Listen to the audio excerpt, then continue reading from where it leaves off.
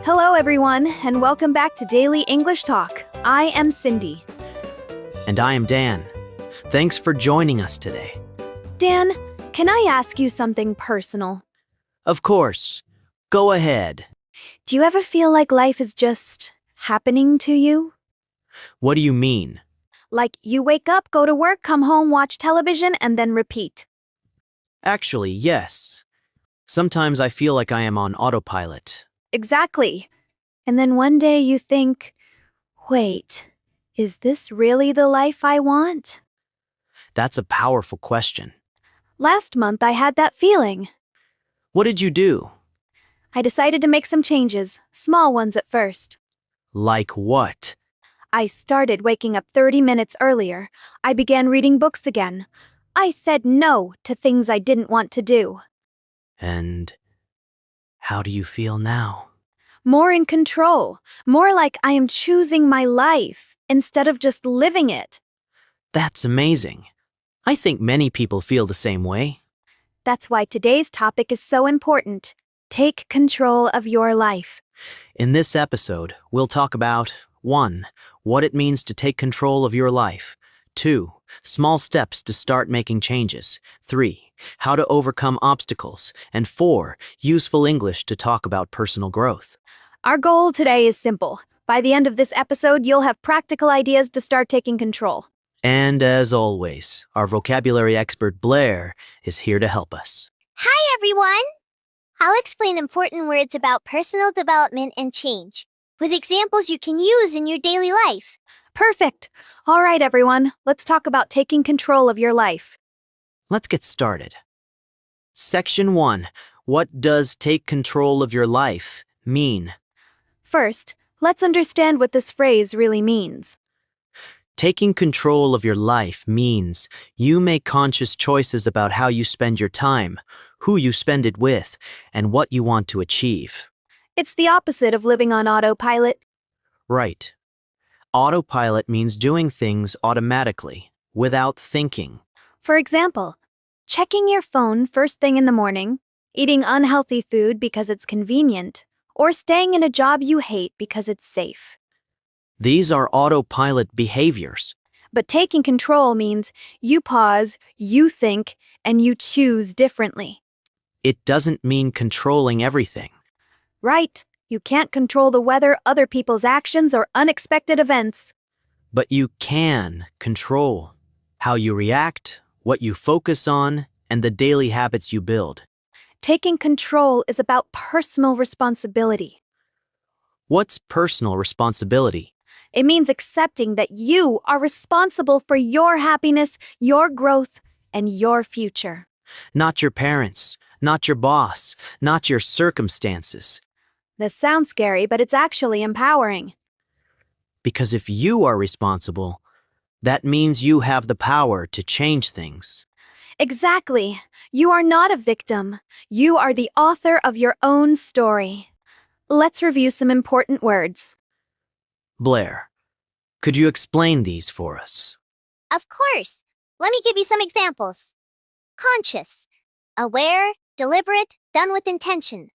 For instance, make conscious choices about how you spend your free time. Autopilot. Doing things automatically without thinking. You can say, I was living on autopilot until I decided to make a change. Responsibility. The duty to take care of something or someone. Like this. Taking personal responsibility means owning your decisions. Empowering. Giving someone confidence, strength, or power. For example, learning new skills is empowering. Victim. Someone who suffers from bad events or other people's actions. You might say, stop thinking like a victim and start taking action. These words are essential when talking about personal growth. Thanks, Blair. Those examples are really helpful. Now let's talk about small steps to start taking control. Section 2. Small steps to start making changes. You don't need to change everything overnight. Start small. Small changes create big results over time. Step 1. Identify what you are unhappy with. Be honest with yourself.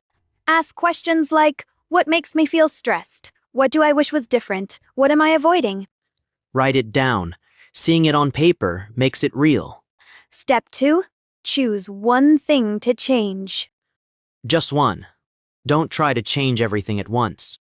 For example, if you are unhappy with your health, choose one habit like drinking more water. If you are unhappy with your job, choose one action like updating your resume. Step 3. Create a simple plan. Make it specific and realistic. Don't say, I want to be healthier. Say, I will walk for 20 minutes every morning. Don't say, I want to learn Spanish. Say, I will practice Spanish for 15 minutes every day. See the difference? Specific goals are easier to achieve. Step 4.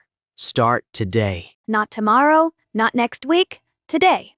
Even if it's a tiny action, starting creates momentum. Step 5. Track your progress. Use a journal, an app, or a simple checklist. When you see progress, it motivates you to keep going. And step 6. Celebrate small wins. If you walk for 20 minutes, celebrate.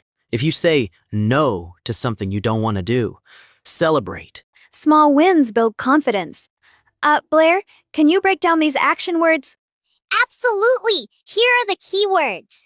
Identify. Recognize, find, discover something. Example. First, identify the areas of your life you want to improve. Avoid. Stay away from, not do something.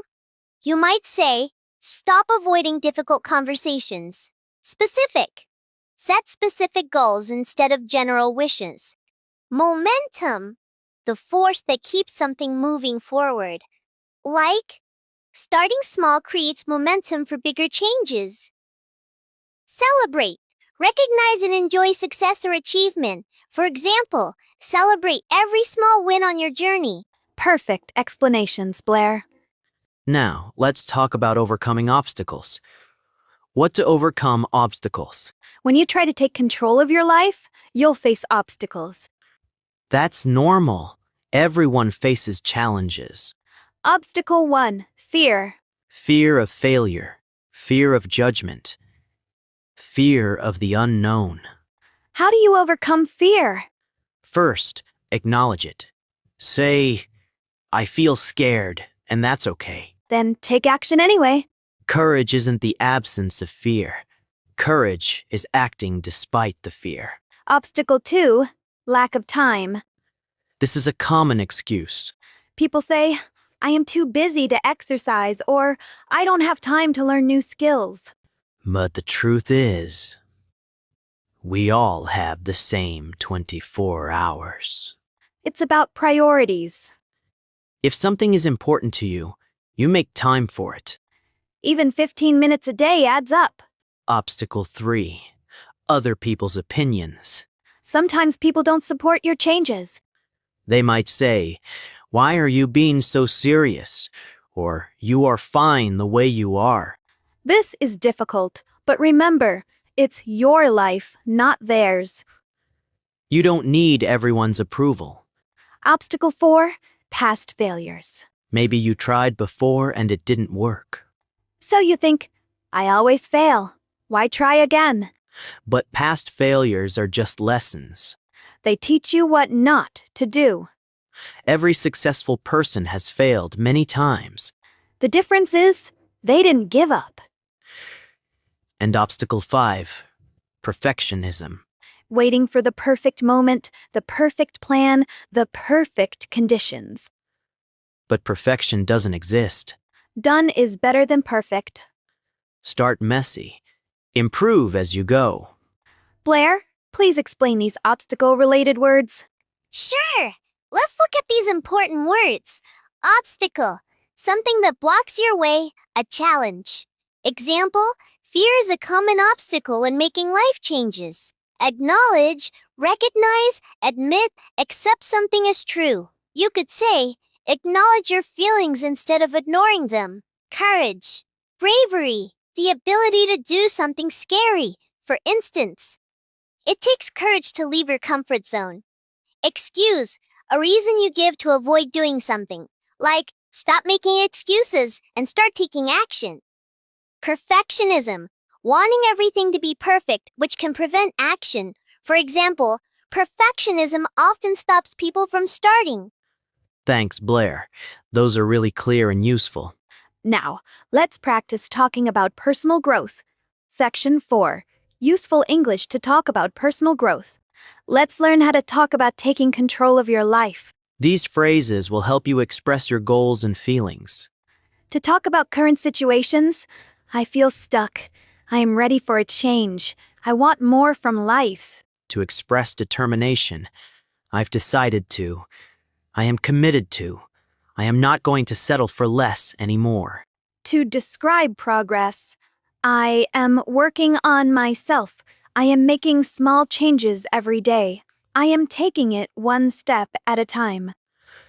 To talk about setbacks, I had a setback, but I am not giving up. It's harder than I expected, but I am learning. I failed, but I'll try again. To encourage yourself, I can do this. I am stronger than I think. Every day is a new opportunity. All right, everyone, we've reached the end of today's episode. Today we talked about taking control of your life. Dan, I feel motivated to make more changes now. Me too.